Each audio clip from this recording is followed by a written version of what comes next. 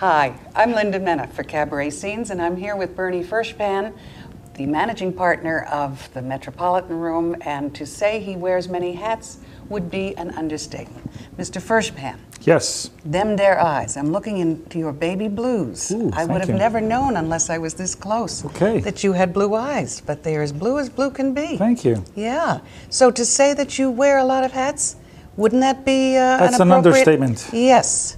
You, my dear fellow, in addition to being the managing partner of this lovely establishment, and we'll talk about some of the changes that you've been instrumental in doing, but you started as a stand-up comedian?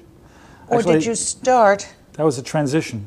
That you were in transition. That's how I got into this business. So you went from being a chiropractor. I was a chiropractor, and then I was a marketing consultant. And from marketing consulting, I developed relationships with performers, and managed and promoted their careers. This was pre-Metropolitan Room, pre-comedy.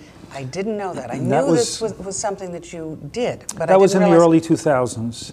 Okay. And I got into the concert business, in the promotion and marketing of performers in concerts. I see. And I did some historic events at Lincoln Center and Hammerstein Ballroom.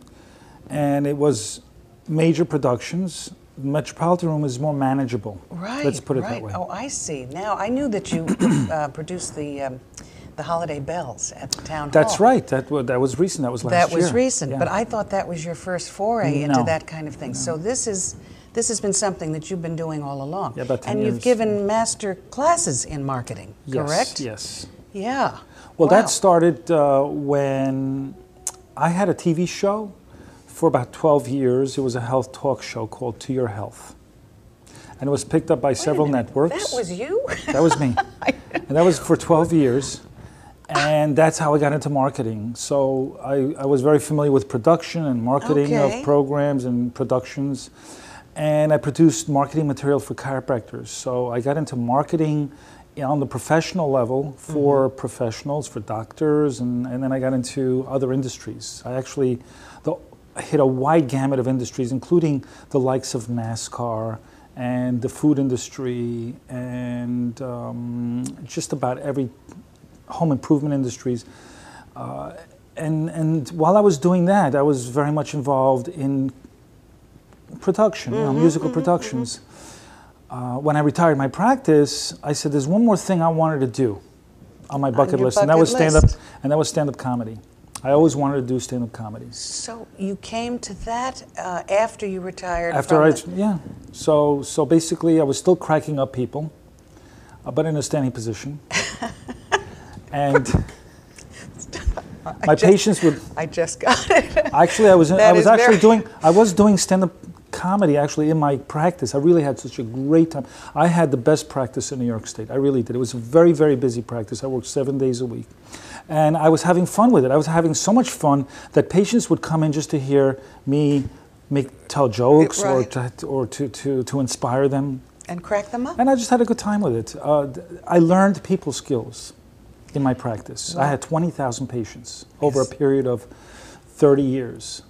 And I had a lot of experience with people. And these people skills is what people need to take. People skills is what people need in every industry, including the music industry. Sure. And I brought all my skill sets, marketing, production, management, people skills, all these skills, organizational skills, and I brought it here to the Metropolitan Room. That's why I wear all these hats.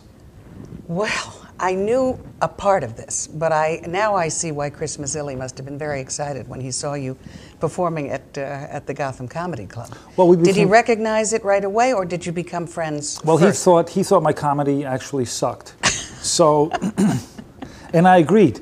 So I actually went into the back end of comedy, and I was producing comedy shows all around the country for nonprofit organizations, for fundraisers, for corporate events.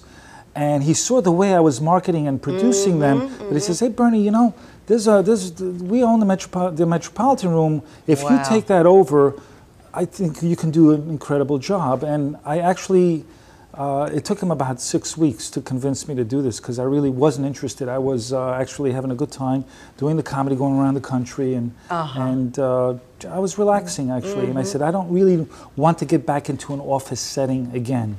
However, I have to say that I'm surrounded by very talented people at the club. My wife, Joanne, Tess, lovely Joseph. New wife. You've only been married she now. She is incredible. You're just, to say goo goo gaga would be another understatement. Well, she's a lovely, lovely gal. She's a good, decent human being that does the right thing for people. Well, and you're both people persons. Yes. You're both, yes.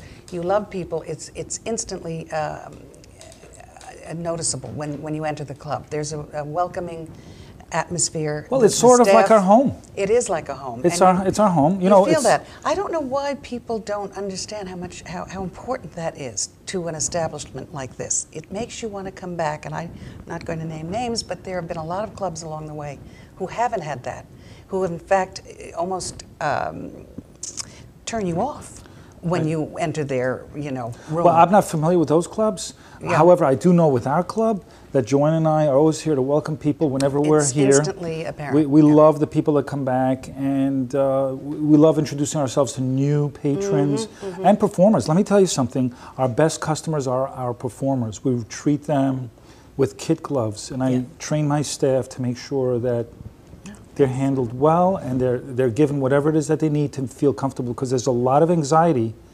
involved in producing a show. There's a lot of questions and fears and concerns for a performer. We want to make sure that we're here for them to be there in a supportive way so that they feel comfortable doing their show. Well, you've won everyone over is all that I can say. Well, thank you. I'm talking as a professional, and certainly with my work on the radio and with cabaret scenes, but also as a performer, I know how important that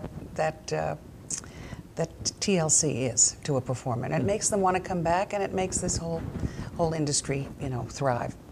Well, you've learned a lot. You've put it into the club, and there are just some remarkable changes. I know your mother was a chandelier person. I'm looking right now as I speak to you. How did you know that? Well, I did a little research, and I found out she loved chandeliers. She loved chandeliers, yeah. And there are two of them that I'm looking at now. I was just a young kid, and she bought a chandelier right away. I think when we moved into a house in Brooklyn, and one of the first things, we had very little furniture, but the chandelier was the first thing to go up. So now what are some of the other improvements you've made here?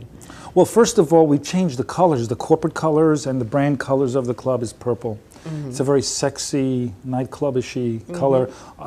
I'm very much into accent lighting, so you'll notice a lot of accent lighting in the backdrop of the walls there, around the stage, back there in the corners, downstairs. Accent lighting is like jewelry. It just kind of adds a little bling to the experience. To the experience. Really, that's a good point that you say. When we talk about the Metropolitan Room event, it's really an experience. The experience includes not only a great show, but the food, the menu that we recreated and hired some chefs. We've added a great menu. We've brought chefs in here to design it. The lighting, these beautiful crystal candle holders. Yeah, they really are lovely. And Peter helped us select some new tables, carpeting, the walls, and then the staff training, and all the other little things. There's so many. Every week we're doing something to improve the place. And Joanne, actually, she's got good taste, and she came up with the idea of the faux painting on the wall,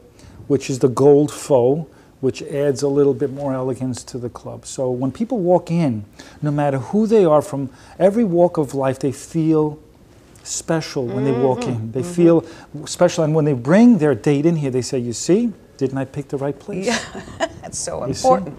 Well, it is a destination club. It's not in the middle of Times Square, or it's not on Restaurant Row, and that has to be an additional challenge. So we have to work a little harder. You have to work a little harder. Yeah. But when you offer what you're offering here, and what you're offering now, in addition to all the new and creative things, and I know I've been to many of them. You're highlighting people in the business who have contributed to the cabaret community, which is so nice. You've done, what do you call it, safe burlesque? Yeah, it's classic burlesque, which is yeah, safe. Very, very PG, rated PG. PG burlesque, right? And you've had comedy nights here. We do a lot of comedy. We've done magic. We do puppetry, adult puppet cabaret, which is a unique concept. We've had, you know, the thing about this cabaret space is that we open it up to a wider variety of genres than most cabarets. And we've brought in talent. We've brought in talent in here that is just incredible. And we're bringing all this talent to this, the longest variety that I want to talk to you about, the longest variety show that we're going to be producing January 1st through the 4th. Right, such an exciting so we're bringing a concept. We have a database of 4,000 performers. Wow. Right. And most of them have performed from both coasts, from all over the country. Yes. Sure, they come from Chicago and Florida and certainly LA. You've got a real, yeah. Well, I had this idea about breaking a Guinness record.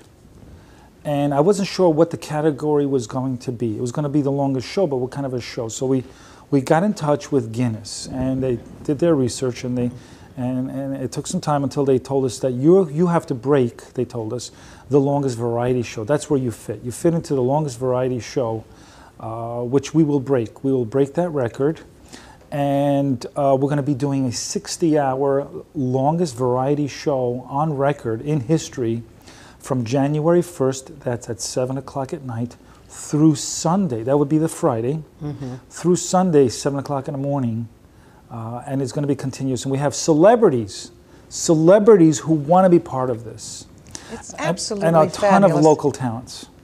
Now, is it an idea that just came to you? I mean, to break, how would you? Well, you probably were going in that direction with the variety that you were offering in terms of the different genres. First of all, I'm giving again another opportunity for our performers to be celebrated. Number one, number two, to be on the record books for being part of this, and they can use it to help their careers as well. Sure, they and can. Secondly, it's another marketing thing that we're doing for the club to help, you know, the community and society recognize the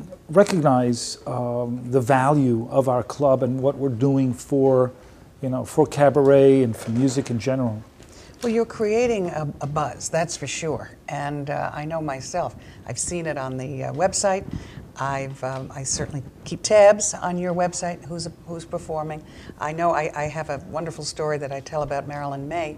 I was here the night that she opened with Billy Stritch, but I wasn't here to see her. I was here to cover the next show.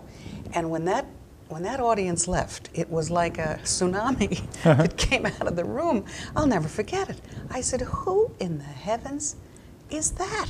I said, you don't know. Donald Smith was standing there. I'll never forget it. You don't know? That's Marilyn May. And believe me, I made sure I knew who she was after that, and I've certainly been coming before and since. She came because she heard this was the best room in town. So, well, that's a lot of pressure on us to keep it up. Yeah, it is a lot of pressure. And to keep it going and to keep improving. But somehow I'm quite convinced, now that I've gotten to know you even a little better, that the business side is there, the love, the passion for what you're doing is there. You're a good guy, Bernie Furshpan. You really are, and thank you so much for everything you've done to help our cabaret community. Really, just a pleasure. Well, thank you so much for this time. You're very welcome, and good luck with the variety show marathon. Thank you so much. Okay.